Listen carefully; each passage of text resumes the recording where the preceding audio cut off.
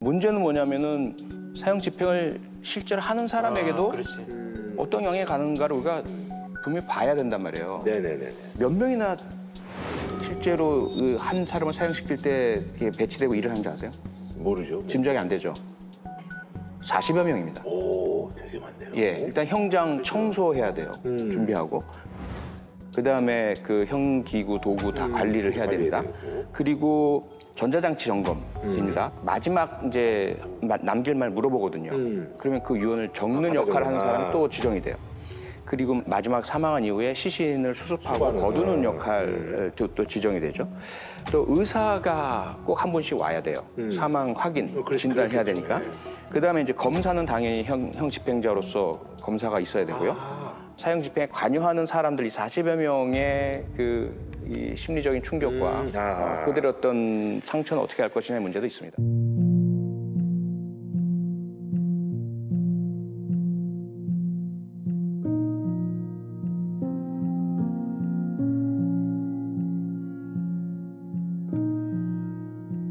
구치소장하고 검사하고 검찰청 서기관, 구치소의 보안과장 네 사람이 이제 사형장에 테이블에 앉고 그 맞은편에 사형수가 앉습니다. 끝으로 뭐 할 말이 있느냐.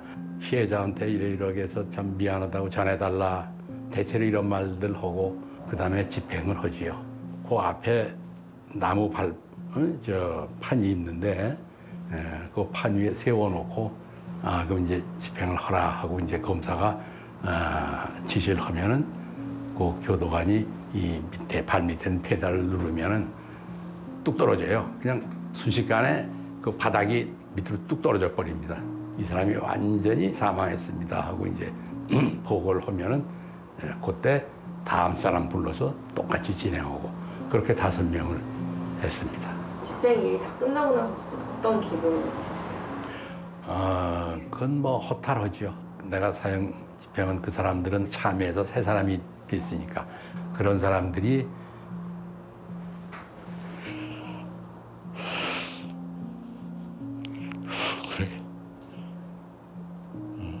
이런 사람들을 내가 사형을 시켰구나 하는 그런 회한이 들었습니다. 우리는 목격만 해도 트라우마가 생기는데 그분들은 직접 원치 않는 그런 생명의 어떤 그 영구 상실을 야기하는 거잖아요. 그건 물론 충분히 이해하죠. 당연히 그 장면이라는 게 사실 인간이 사실 겪지 않아야 될 장면이긴 한데. 사실 그건 집행한다는 것이 사실 어떻게 보면 업무잖아요. 그러니까 자기가 주어진 역할이고 업무잖아요. 트라우마가 있다는 건 다 인정을 하는데 그게 문제가 된다는 것은 사실 좀 확대되지 않은가 하는 생각이 들죠.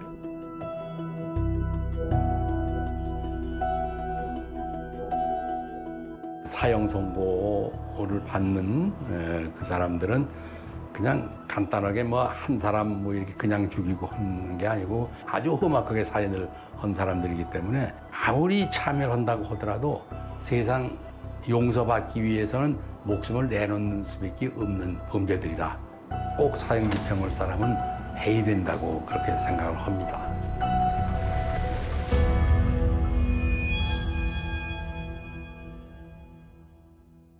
형벌에서 응보를 뺄 수 있을까라는 생각을 좀 많이 하거든요. 이 피해자 뭐 가족이 뭐 시원하면 다냐, 피해자 가족이 뭐 시원하냐, 심지어 감정적으로 이런 얘기를 하지만 그건 우리가 판단할 수 없는 문제고 이 범죄를 저질렀을 때 저 같은 경우는 이 형벌에서 응보의 개념이 빠질 수는 없다. 그래서 사형제도가 빠질 수는 없다고 좀 생각을 좀 많이 합니다. 너무 쉬운 벌이에요. 죽은 사람은 괴롭지가 않잖아요. 그러니까 사실 누군가한테 벌을 내릴 때 죽이지 않고 너는 살아서 끝까지 속죄를 해라. 차라리 그게 잔인하다면 더 잔인한 거라서 미국처럼 막 100년씩 때리고 막 그래서 300년 때리고. 맞아요. 300년 먹어서 건건이 먹이잖아요. 그래서 이제 그 대안으로 얘기하는 게 가석방 없는 무기징역. 도입 얘기가 나오고 있는데 이거에 대해서는 어떻게 생각하세요? 저는 일단 사형제를 완전 폐지한 다음에 논의해야 될 사항이다. 사형제를 폐지한 다음에 극악스러운 범죄에 대한 대처 시스템으로 이거를 만드는 것에 대해서 뭐 저는 찬성하는 입장이에요. 요즘에 사형 대안으로 많이 나오고 있죠. 저는 뭐 가능하다고 생각이 됩니다. 아무래도 피해자 입장에서 언제 얘가 10년 뒤건 20년 뒤건 나와서 다시 나를 가해할 수 있다는 걱정을 하기 때문에 맞아요. 실제로 가석방 종신형은 어떤 피해자의 어떤 걱정을 줄여준다는 의미에서 뭐 저는 뭐 충분히 도입할 수 있다고 생각합니다. 아마 실제로 피해자가 느끼기에는 다시는 만나고 싶지 않은 거잖아요. 그럼 가석방 없는 종신형이라면은 사실 이게 예산이 드는 게 문제가 있겠지만 피해자 입장에서는 물리적인 죽음으로 받아들일 수 있을 것 같아요. 네, 다시는 못 만날 사람이니까. 이제 그건 일부 동의해요. 이 가석방 없는 종신형이 상당히 필요한 이유가 결국은 이제 무기징역을 받으면 사실 20년이 지나면 가석방 대상이 돼서 나오는 경우가 되게 많아요. 그러니까 이건 무기징역이 아니야. 그냥 20년형이라고 봐야 돼요. 그렇다면 이건 무의미하다. 그래서 가석방 없는 무기징역이 도입된다면 사실 굳이 사형을 집행하지 않아도 응당한 처벌이 좀 가늠하지 않나라는 생각이 드는데 결국 죽을 때까지 거기서 죽어라는 얘기잖아요. 그럼 사형 집행하고 다른 게 뭐냐? 그러니까 꼭 그게 뭐 그 사형이 더 가혹하니까만은 아니다라는 이런 거예요. 그 조사는 좀 해본 적이 있나요? 그 저기 사형 판결이 내려진 사람한테 가석방 없는 종신형이 나 아니면 사형이 나?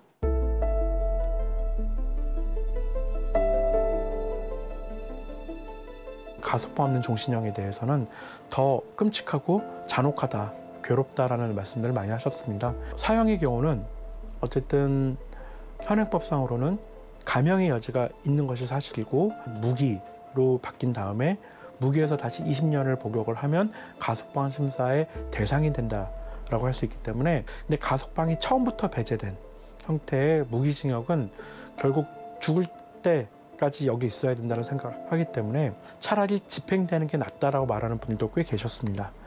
가석방 없는 종신형에 대해서 반대하는 분들은 왜 우리 세금으로 그 흉악범을 오랜 동안 편하게 먹고 자고 해주느냐.